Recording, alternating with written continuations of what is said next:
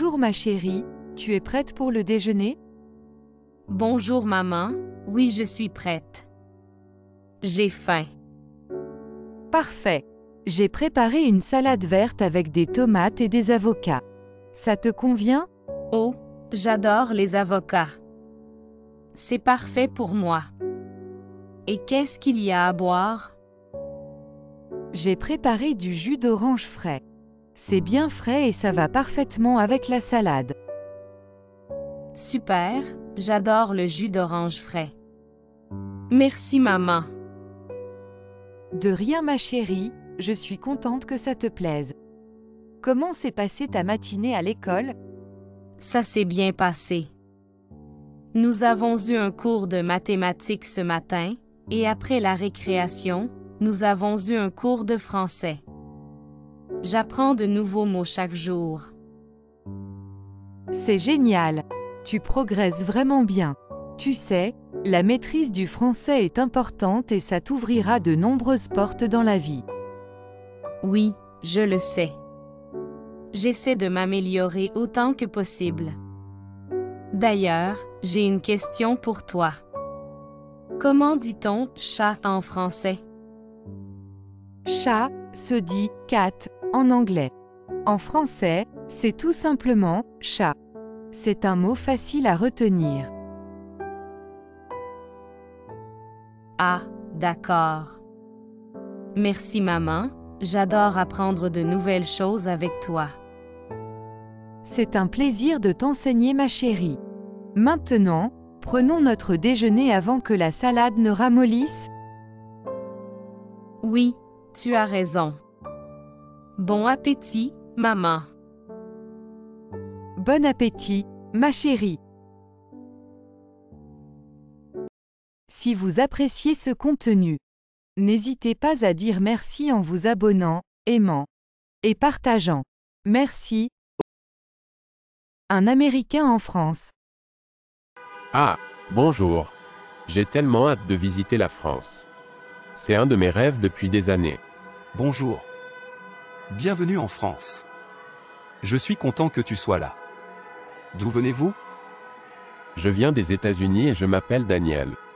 J'ai toujours été fasciné par la culture française, l'histoire, l'art et bien sûr la délicieuse cuisine. C'est merveilleux. La France possède un riche patrimoine culturel et je suis sûr que vous apprécierez l'explorer. Y a-t-il une ville ou une région en particulier que vous envisagez de visiter? Je commence mon voyage par Paris, bien sûr. Je veux voir des monuments emblématiques comme la Tour Eiffel, le musée du Louvre et la cathédrale Notre-Dame. Et puis j'espère m'aventurer dans d'autres régions comme la Provence et la Côte d'Azur. Excellent choix. Paris est une ville pas comme les autres, avec ses rues charmantes, sa belle architecture et ses musées de classe mondiale. La Provence et la Côte d'Azur sont également enchanteresses, avec leurs paysages époustouflants, leurs villages pittoresques et leur charme méditerranéen. J'ai hâte de découvrir la cuisine française. J'ai tellement entendu parler des pâtisseries, des fromages et des vins. Avez-vous des recommandations de plats incontournables? Absolument. La cuisine française est réputée dans le monde entier. Il faut s'offrir un croissant classique ou un pain au chocolat au petit déjeuner. Pour le déjeuner ou le dîner, essayez des plats comme le coq au vin, le bœuf bourguignon ou la ratatouille. Et n'oubliez pas de déguster quelques fromages français comme le camembert ou le brie. Accompagnez vos repas d'une coupe de Bordeaux ou de champagne et vous vivrez une véritable expérience gastronomique. Cela semble incroyable. Je prendrai certainement note de ces recommandations. Y a-t-il des coutumes culturelles ou des conseils d'étiquette dont je devrais être conscient pendant mon séjour? La culture française a ses propres coutumes et étiquettes. Il est de coutume de saluer les gens avec « bonjour » lorsqu'ils entrent dans un magasin ou un restaurant. Au dîner, il est poli d'attendre que tout le monde soit servi avant de commencer votre repas. Assurez-vous également de dire « merci » et « au revoir » lorsque vous quittez un lieu. Et si vous visitez la maison de quelqu'un, c'est toujours un geste agréable d'apporter un petit cadeau, comme des fleurs ou une bouteille de vin. Très ravi d'avoir fait votre connaissance. Merci pour vos conseils, et au revoir. Je vous en prie. Au revoir. Si vous appréciez ce contenu, n'hésitez pas à nous soutenir en vous abonnant, aimant et partageant. Merci. Étudier en France. Salut, tu as entendu parler des études en France? J'ai entendu dire que c'est un bon endroit pour poursuivre notre éducation. Salut. Oui. J'ai effectivement entendu beaucoup de bonnes choses sur les études en France. Les universités françaises ont une excellente réputation et offrent une grande variété de programmes dans de nombreux domaines. C'est génial. J'aimerais étudier l'ingénierie, et j'ai entendu dire que certaines écoles d'ingénieurs en France sont parmi les meilleures au monde. Absolument. La France est reconnue pour son enseignement supérieur en sciences et en ingénierie. Les écoles d'ingénieurs françaises offrent des programmes de qualité avec une combinaison d'enseignement théorique et pratique, ce qui permet aux étudiants d'acquérir de solides compétences professionnelles. Et qu'en est-il du coût des études en France? Est-ce abordable pour les étudiants étrangers comme nous? Les frais de scolarité en France sont relativement abordables, en particulier par rapport à certains autres pays. De plus, il existe des bourses et des possibilités d'aide financière pour les étudiants internationaux. Il est également possible de travailler à temps partiel pendant les études pour subvenir à ces besoins. C'est rassurant de savoir que nous ne serons pas écrasés par des dettes étudiantes énormes. Et qu'en est-il de la vie étudiante en France? La vie étudiante en France est très animée et diversifiée. Les universités françaises offrent de nombreuses activités parascolaires, des clubs étudiants et des événements culturels. C'est une excellente occasion de rencontrer des étudiants du monde entier, d'échanger des idées et de se faire de nouveaux amis. Cela semble être une expérience vraiment enrichissante. Mais qu'en est-il de la barrière linguistique? Est-ce difficile de suivre les cours en français? Au début, cela peut être un défi de suivre les cours en français si on n'est pas encore très à l'aise avec la langue.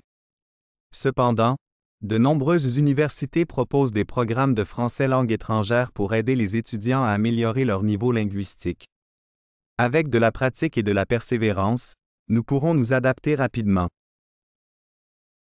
Je suis vraiment enthousiaste à l'idée d'étudier en France maintenant. Je pense que ce serait une expérience incroyable sur le plan académique et personnel. Je suis d'accord. Les études en France offrent de nombreuses opportunités pour développer nos compétences, élargir nos horizons et découvrir une nouvelle culture. Je suis prêt à relever ce défi et à profiter de tout ce que la France a à offrir sur le plan éducatif. Alors, qu'attendons-nous? Commençons à planifier notre future aventure éducative en France dès maintenant.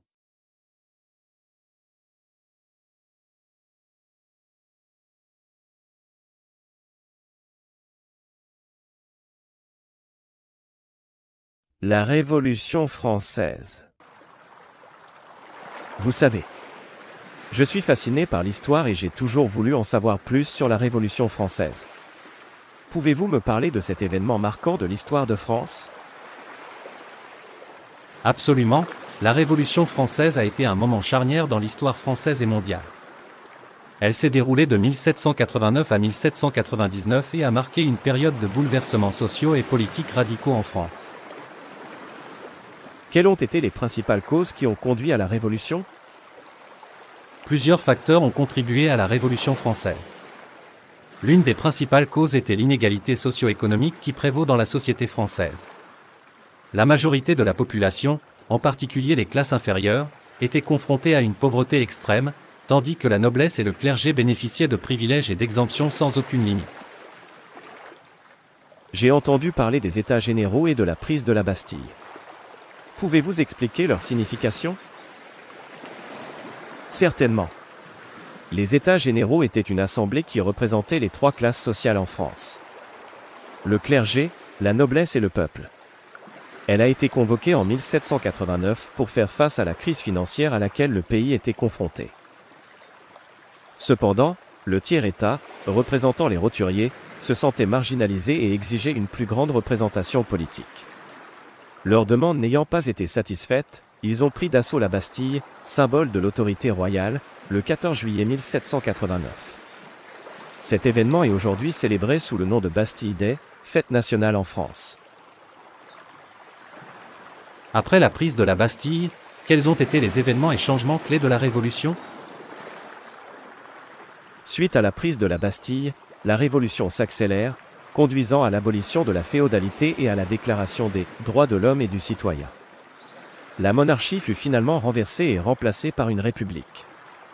La Révolution a également vu la montée de factions politiques radicales, comme les Jacobins, qui ont mis en œuvre une période connue sous le nom de règne de la terreur. Cela ressemble à une période tumultueuse.